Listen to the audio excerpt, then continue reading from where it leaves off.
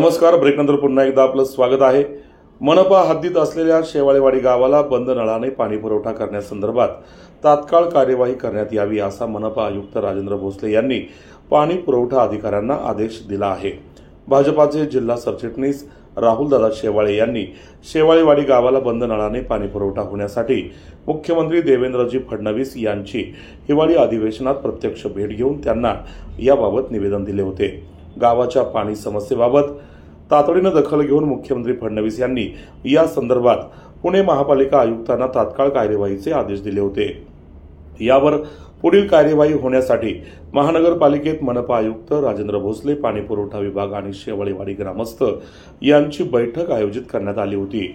यावेळी पाणी पुरवठा विभागाचे मुख्य अभियंता नंदकिशोर जगताप, लष्कर पाणी पुरवठा विभागाचे कार्यकारी अभियंता राजेंद्र शिंदे, उप अभियंता दत्तात्रय टकले, भाजपा सरचिटणीस राहुलदादा शेवाळे, माजी सरपंच प्रतिमाताई शेवाळे, विजय कोदरे, विलास शेवाळे, संजय कोदरे, चंद्रकांत शेवाळे, मंगेश शेवाळे, सिद्धार्थ शेवाळे आदी मान्यवर उपस्थित होते. शेवाळेवाडी गावचा सर्वे करून घ्यावा.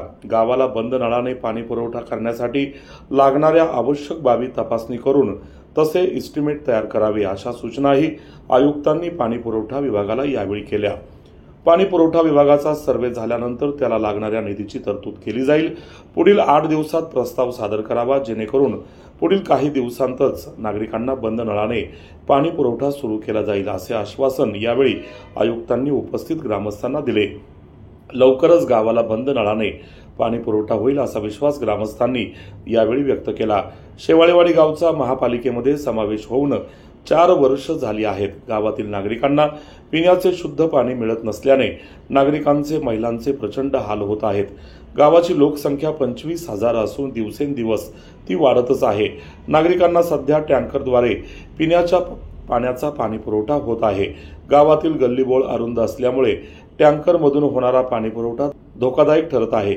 महिलांना कसरत करावी लागते, पाणी वाहून न्यावं लागतं. याशिवाय टँकरद्वारे पाणी चोरीही मोठ्या प्रमाणात होत आहे. त्याबाबत महिलांच्या तक्रारी देखील येत आहेत. त्यासाठी पालिकेकडून बंद नळाद्वारे पाणी पुरवठा होणे अतिशय आवश्यक झाले आहे असे यावेळी राहुलदादा शेवाळे यांनी सांगितले. संत पंढरी, रोकठोक न्यूज, पुणे.